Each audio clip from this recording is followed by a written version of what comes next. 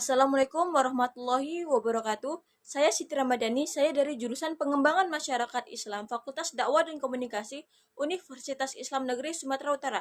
Di sini saya akan mempresentasikan tentang hadis tematik. Dosen pengampu Haji Muhammad Iqbal Abdul Muin LCMA. Silakan disimak penjelasannya. Di sini yang pertama ada pengantar hadis. Hadis atau sunnah adalah segala sesuatu yang dinisbatkan kepada Nabi Muhammad SAW, baik berupa perkataan, perbuatan, ketetapan maupun sifat baik sebelum diangkat menjadi rasul atau sesudahnya. Secara epistemologi, hadis sebagai sumber ajaran Islam setelah Al-Quran, sebab ia merupakan bayan atau penjelasan terhadap ayat-ayat Al-Quran yang masih global. Bahkan secara mandiri, hadis dapat berfungsi menetapkan suatu hukum yang belum ditetapkan oleh Al-Quran. Selain itu, Al-Sunnah oleh Yusuf Qaradawi adalah penafsiran praktis terhadap Al-Quran. Implementasi realitas juga implementasi ideal Islam. Pribadi Nabi Muhammad SAW itu sendiri adalah merupakan penafsiran Al-Quran dan pengenjawatahan Islam. Keberadaan hadis tidak hanya telah mewarnai masyarakat dalam berbagai kehidupan, terutama dalam dunia akademis, akan tetapi juga telah menjadi bahasan dalam kajian dan penelitian yang menarik dan tiada hentinya, termasuk metode pemahaman hadis beserta aplikasinya. Hadis secara harfiah berarti berbicara, perkataan atau percakapan. Dalam terminologi Islam, istilah hadis berarti melaporkan atau mencatat sebuah pernyataan dan tingkah laku dari Nabi Muhammad SAW. Menurut istilah ulama ahli hadis, hadis yaitu apa yang diriwayatkan dari Nabi, baik berupa perkataan, perbuatan, ketetapan, sifat jasmani atau sifat akhlak, perjalanan telah diangkat sebagai nabi dan terkadang juga sebelumnya, sehingga arti hadis ini semakna dengan sunnah. Dengan kata lain, hadis menurut pengertian bahasa mempunyai beberapa arti, yaitu jadid atau sesuatu yang baru, lawan kata dari qadim yaitu sesuatu yang lama, qorib dekat, lawan kata dari ba'id jauh, dan khobar berita yaitu sesuatu yang diberitakan, diperbincangkan dan dipindahkan oleh seseorang kepada orang lain. Ada 4 pengantar metode hadis maudhu'i. Yang pertama, metode maudhu'i. Yang kedua, metode tahlili. Yang ketiga, metode ijmali. Dan yang keempat, metode muqarran. Yang pertama, metode maudhu'i. Secara bahasa, kata maudhu'i berasal dari kata maudhu'i yang merupakan isim marfu' dari kata wada'a yang artinya masalah atau pokok permasalahan. Secara etimologi, kata maudhu'i yang terdiri dari huruf a, doh, waw berarti meletakkan sesuatu atau merendahkan, sehingga kata maudhu'i merupakan lawan kata dari al-rafu atau mengangkat. Pengertian maudhu'i menurut terminologi ialah mengumpulkan hadis-hadis yang terpecah-pecah dalam kitab-kitab hadis yang terkait dengan topik tertentu, kemudian disusun dengan sebab-sebab munculnya atau dan pemahamannya dengan penjelasan dan pengkajian dalam masalah tertentu. Pengertian hadis maudhu'i menurut para ahli. Yang pertama ada Mustafa Muslim berkata bahwa yang dimaksud maudhu'i adalah meletakkan sesuatu pada suatu tempat. Maka yang dimaksud dengan metode maudhu'i adalah mengumpulkan ayat-ayat yang bertebaran dalam Al-Quran atau hadis-hadis yang bertebaran dalam kitab-kitab hadis yang terkait dengan topik tertentu atau tujuan tertentu. Kemudian disusun sesuai dengan sebab-sebab munculnya dan pemahamannya dengan penjelasan, pengkajian, dan penafsiran dalam masalah tertentu tersebut. Ada juga yang kedua, menurut Al-Farmawi, metode maudhu'i adalah mengumpulkan hadis-hadis yang terkait dengan satu topik atau satu tujuan tertentu, kemudian disusun sesuai dengan asbab al-wurud dan pemahamannya yang disertai dengan penjelasan, pengungkapan, dan penafsiran tentang masalah tertentu. Dalam kaitannya dengan pemahaman hadis, pendekatan tematik maudhu'i adalah memahami makna dan menangkap maksud yang terkandung di dalam hadis dengan cara mempelajari hadis-hadis yang terkait dalam tema pembicaraan yang sama dan memperhatikan korelasi masing-masingnya sehingga didapatkan pemahaman yang utuh. Nah, sedangkan yang ketiga, menurut Arifuddin Ahmad mengatakan bahwa metode maudhu'i adalah pensyarahan atau pengkajian hadis berdasarkan tema yang dipermasalahkan, baik menyangkut aspek ontologisnya maupun aspek epistemologisnya dan aksiologis, atau salah satu sub dari salah satu aspeknya. Metode maudhu'i sebagai salah satu metode tidak hanya berlaku dalam pemahaman Al-Quran, melainkan juga dapat diterapkan dalam pemahaman hadis.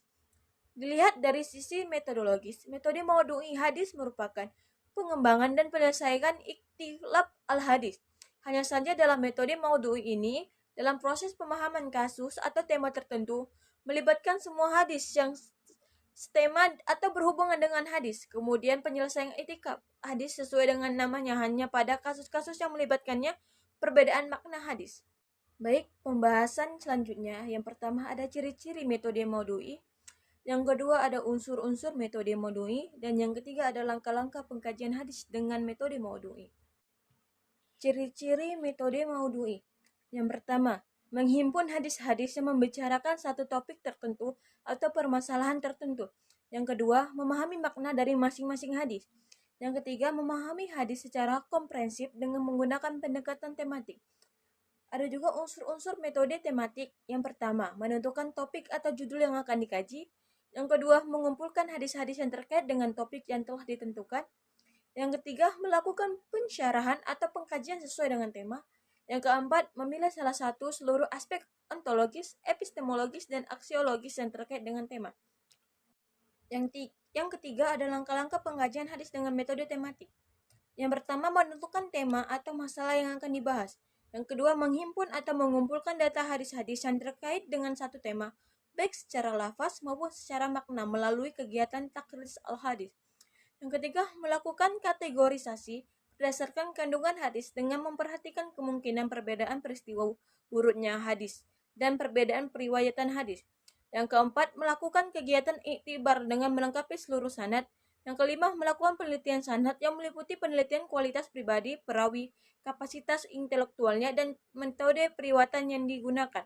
Yang keenam, melakukan penelitian matan yang meliputi kemungkinan adanya ilat atau cacat dan syad atau kejanggalan. Yang ketujuh, mempelajari tema-tema yang mengandung arti serupa. Yang kedelapan, membandingkan berbagai syarah hadis. Yang kesembilan, melengkapi pembahasan dengan hadis-hadis atau ayat-ayat pendukung. Ada juga kelebihan dan kekurangan dari metode maudhu'i. Kelebihannya yang pertama, sebagai dimaklumi, hadis-hadis yang banyak dalam setiap kasus sebagai dampak riwayat dengan makna atau cara rekam sahabat yang berbeda ataupun boleh jadi akibat penyampaian hadis yang berulang oleh Rasul, memperlihatkan keragaman lafaz atau redaksi-redaksi yang beragam, meskipun dari salah satu sisi merupakan pencetus kerumitan pemahaman, tetapi pada sisi lain merupakan kekayaan informasi yang memungkinkan para analisis untuk dapat melihat hadis dari segi sisi yang dimungkinkan oleh varian data. Yang kedua, dengan perlibatan semua hadis dalam kasus tertentu, para analisis dengan pendekatan induktif dapat menemukan makna jami' atau kuli dari sejumlah hadis. Dalam pembahasan hadis jami' dijelaskan bahwa hadis tertentu terdapat lafaz yang bermakna jami'. Lafaz yang bernuansa jami' menjadi pesimis mayor dan dengan pendekatan deduktif. Yang ketiga, membuat pemahaman menjadi utuh. Dengan ditetapkannya judul-judul pembahasan yang akan dibahas, membuat pembahasan itu sempurna dan utuh.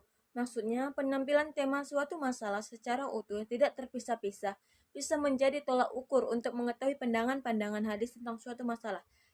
Dan terakhir itu kekurangan metode maudhu'i, yaitu memanggal hadis. Maksudnya adalah metode ini mengambil satu kasus di dalam satu hadis atau lebih yang mengandung berbagai permasalahan, membatasi pembahasan hadis dengan adanya penetapan judul di dalam pemahaman hadis. Maka dengan sendirinya berarti membuat suatu permasalahan menjadi terbatas atau sesuai dengan topiknya. Pembahasan yang kedua, metode tahlili atau analisis. Secara etimologi, kata tahlili berasal dari kata hala yahila tajlila yang berarti menguraikan atau menganalisis. Adapun secara terminologi, metode pemahaman hadis secara tahlili adalah memahami hadis-hadis Rasul dengan memaparkan segala aspek yang terkandung dalam hadis tersebut, serta menjelaskan makna-makna yang tercakup di dalamnya sesuai dengan kecenderungan dan keahlian pensyarah yang memahami hadis-hadis tersebut. Metode pensyarahan hadis dengan metode ini biasanya seseorang pensyarahan dalam menyajikan penjelasan atau komentar mengikuti sistematika hadis sesuai dengan urutan hadis yang terdapat dalam sebuah kitab hadis yang disyarahnya. Yang selanjutnya ada ciri-ciri metode tahlili serta kitab-kitab syarh hadis yang menggunakan metode syarh tahlili. Kita masuki dulu ciri-ciri metode tahlili. Secara umum, kitab-kitab syarh yang menggunakan metode tahlili biasanya berbentuk matsur atau riwayat. Syarh yang berbentuk matsur ditandai dengan banyaknya dominasi riwayat-riwayat yang datang dari sahabat, tabi'in atau ulama hadis dalam memberikan penjelasan terhadap hadis yang disyarh. Nah, ciri-ciri khususnya yang pertama, A. Dalam pensyarahan hadis dijelaskan kata demi kata, kalimat demi kalimat secara berurutan serta tidak terlewatkan juga menerangkan asbab al-wurud dari hadis-hadis yang dipahami. B. Memaparkan dan menguraikan pemahaman-pemahaman yang pernah disampaikan oleh para sahabat, tabi'in dan para ahli syarah hadis lainnya sebagai disiplin ilmu. C. Menjelaskan munasabah atau hubungan antara satu hadis dengan hadis lainnya. D. Kadangkala pensyarahan diwarnai dengan kecenderungan pensyar pada satu mazhab tertentu, sehingga menimbulkan adanya berbagai corak pensyarahan seperti corak fikih dan corak lainnya yang dikenal dalam bidang pemikiran Islam. Kitab-kitab syarah hadisnya: 1.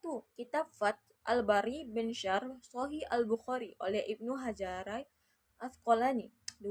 Irsad al-Sari li Syarh Sahih al-Bukhari oleh Al-Abbas Shihab ad-Din Ahmad bin Muhammad al-Qastolani. 3. Al-Kawakib ad-Darar Rifi Syarh Sahih al-Bukhari oleh Syam ad-Din Muhammad bin Yusuf bin Ali al-Kirmani. 4.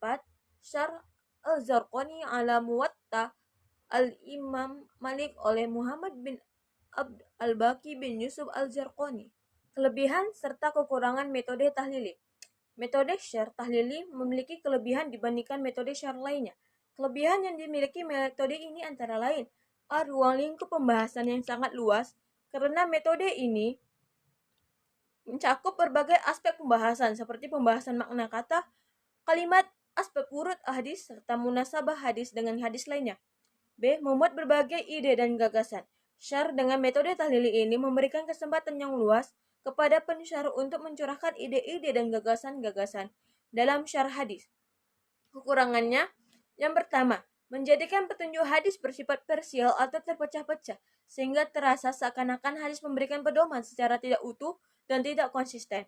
Yang kedua, melahirkan syarh yang subjektif. Konsekuensi logis dari metode tahlili adalah terbuka lebarnya faktor subjektivitas. Pembahasan yang ketiga yaitu metode ijmali atau global. Ijmali secara etimologis berasal global, sehingga syarh ijmali diartikan syarh global. Secara terminologis, metode syarh ijmali adalah menjelaskan atau menerangkan hadis-hadis sesuai dengan urutan hadis yang terdapat dalam kitab hadis yang akan disyarh secara ringkas, tapi dapat merepresentasikan makna literal hadis dengan bahasa yang mudah dimengerti dan gampang dipahami. Jika dibandingkan dengan metode tahlili, metode ini berbeda dalam menjelaskan hadis sesuai dengan sistematika dalam kitab hadis. Namun, dalam memberikan penjelasan, metode ini sangatlah mudah dipahami oleh pembaca, baik dari kalangan intelektual maupun orang awam, karena uraian dari penjelasannya ringkas dan tidak terbelit-belit. Ada juga ciri-ciri metode ijmali dan kitab-kitab syarah hadis. Yang kita bahas dulu ciri-ciri metode ijmali. Ciri-cirinya yang pertama, pensyarah langsung melakukan penjelasan hadis dari awal sampai akhir secara global tanpa perbandingan. Yang kedua, penjelasan yang diberikan bersifat umum dan sangat ringkas. Yang ketiga, pada hadis tertentu diberikan penjelasan yang luas tapi tidak seluas penjelasan dengan metode tahlili. Kitab-kitabnya yang pertama, Syarah As-Sukhuni li As-Sunan An-Nasai oleh Jalal ad-Din As-Suhuti. Kedua, Qut al-Muqtaji ala Jamil at-Turmuji oleh Jalal ad-Din As-Suyuti. Yang ketiga, Aun al-Ma'bud Syarh Sunan Abi Dawud oleh Muhammad bin Arsyad bin Ali Haidar As-Siddiq Al-Azim Al-Abadi. Kelebihan serta kekurangan dari metode ijmali. Kelebihannya yang pertama, praktis dan padat. Metode ini terasa lebih praktis dan singkat, sehingga dengan mudah dapat diserap oleh pembacanya. Yang kedua, bahasanya mudah dipahami. Yang ketiga, bebas dari irsyad liat.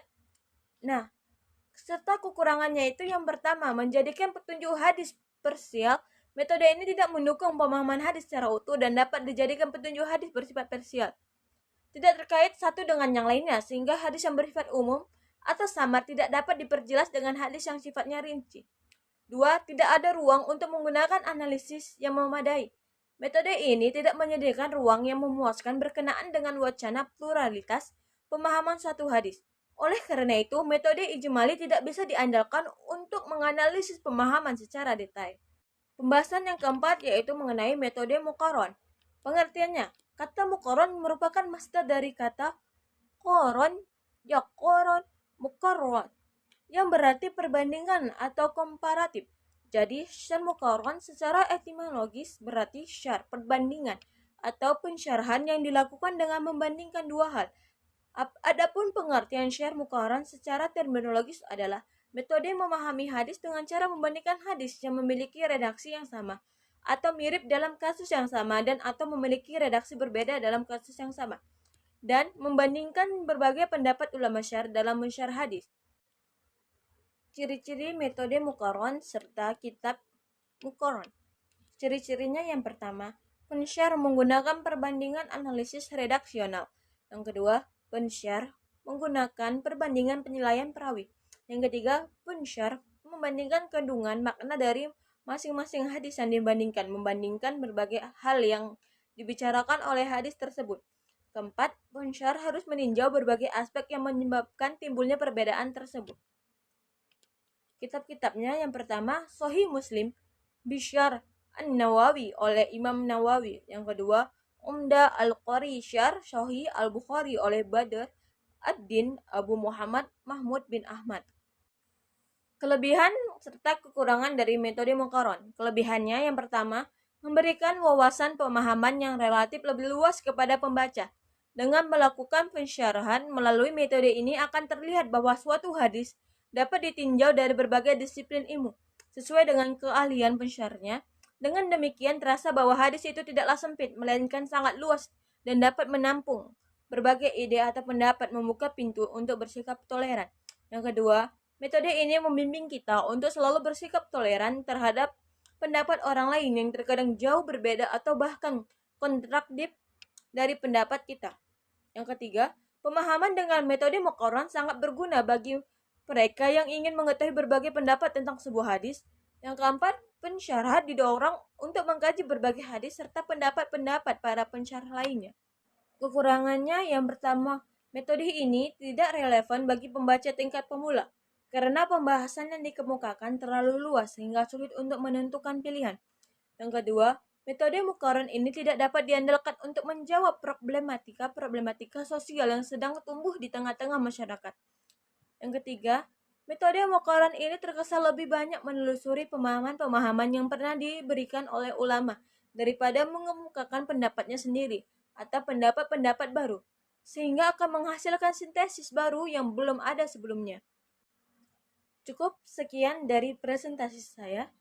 Jangan lupa like, comment, share, and subscribe ya guys. Oh iya, jangan lupa untuk mengisi pertanyaan yang ada di bawah ini. Bye-bye. Assalamualaikum warahmatullahi wabarakatuh.